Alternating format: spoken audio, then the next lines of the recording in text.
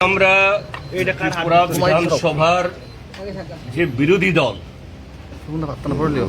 CPIM এর যে বিধায়করা আমরা আছি 10 জন, তার মধ্যে একজন নেই। 9 জন বিধায়ক আজকে আমরা এসেছি মাননীয় রাজ্যপালের সমীপে। আমাদের যে আর্জিটা হলো, আমাদের রাজ্যের যে পুলিশের মহানির্দেশক যিনি গত 20 তারিখে একটা ট্র্যাজিক ডেথ হয়েছে, অত্যন্ত অস্বাভাবিক দুঃখজনক মৃত্যু হয়েছে। আমাদের রাজ্য সরকার এটাকে আত্মহত্যা বলে চালিয়ে দেওয়ার জন্য চেষ্টা করছে। সারা দেশের মানুষ, শুধু আমাদের রাজ্যের মানুষ না, এটা কেউ বিশ্বাস করতে পারছেন না। অনুরাগ ধানকরের মতো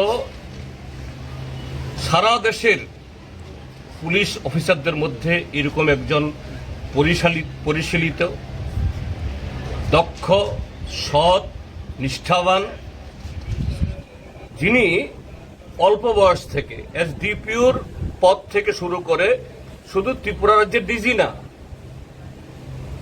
সিবিআই এবং আন্তর্জাতিক ডেপুটেশনেও দেশের সম্মানকে বহু উপরে তুলেছেন, রাজ্যকে তো তুলেছেনই। তার মতো একজন ব্যক্তি সোমবার দিন, যেদিন এটা পুলিশের নিয়ম নাকি এরকম যে সপ্তাহে একদিন বা দুদিন যে পুলিশের কাছ থেকে গার্ড অব অনার নেন অফিসে গিয়ে, সেদিন অন্যান্য দিনের মতো শান্তশিষ্টভাবে সুন্দরভাবে বাড়ি থেকে বেরিয়ে অফিসে গেছেন ইউনিফর্ম পরে। আর সেই ইউনিফর্ম পরা অবস্থায়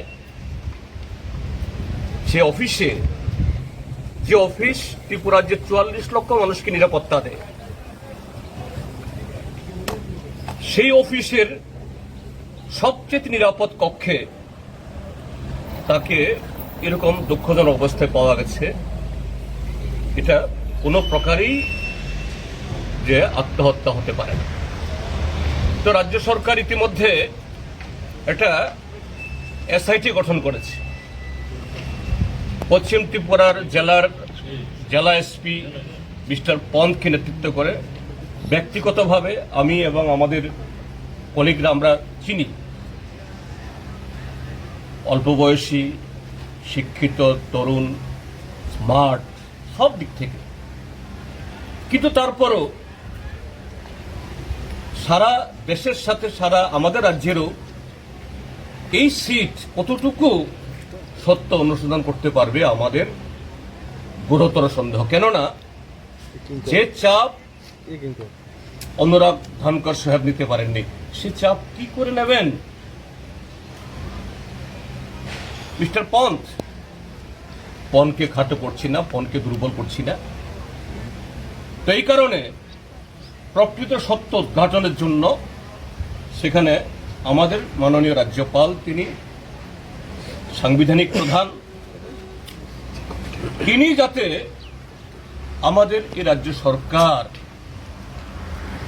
শুধু ধানকর সাহেবের মৃত্যু না, এরকম বহু ঘটনায় ইতিমধ্যেই এ রাজ্যের মাননীয় মুখ্যমন্ত্রী এবং তার নেতৃত্বে যে প্রশাসন চলছে, এবং অল্প কজন কি পুলিশ অ্যাডমিনিস্ট্রেশন এবং সিভিল অ্যাডমিনিস্ট্রেশনে কিছু লোক তার দাঁয়ে বাঁয়ে super power, super DG, super chief secretary, super secretary হয়ে যারা তাকে মিসগাইড করছেন, এবং সরকারের ভেতরে সিভিল অ্যাডমিনিস্ট্রেশন, পুলিশ অ্যাডমিনিস্ট্রেশনে বহু আরো যারা সৎ অফিসার, এদেরকে নানাভাবে হিউমিলিয়েট করছেন। 44 লক্ষ মানুষের জীবন, সম্পত্তি, গণতান্ত্রিক অধিকার, এটাকে দুলিশ্বাত করছেন। পন্ত সাহেব কি এই চাপ সহ্য করতে পারবেন? মোটেই পারবেন না। এই জন্য হাইকোর্টের একজন সিটিং জাজ, কর্মরত একজন বিচারকের নেতৃত্বে, তার তত্ত্বাবধানে যাতে এই এসআইটি থাকুন, কিন্তু এটা জানা হয় under the supervision of a sitting judge of Tripura High Court.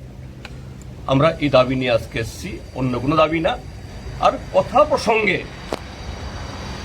মাননীয় রাজ্যপাল মহোদয় জানতে চেষ্টা করেছে আমাদের কাছ থেকে যে এরকম যে কেন হলো, এরকম আপনাদের মনে কেন হতে হলো। বললাম, আমি কয়েকটা ঘটনা বললাম যে কিভাবে ত্রিপুরার এই অ্যাডমিনিস্ট্রেশন এ কতিপয় অফিসার তারা অধস্তন হয়েও, আবার কেউ কেউ বহু বছর আগে রিটায়ারমেন্টে গেছেন, 7 বার 8 বার করে তারা পুনর্নিয়োগ পেয়ে এত পাওয়ারফুল।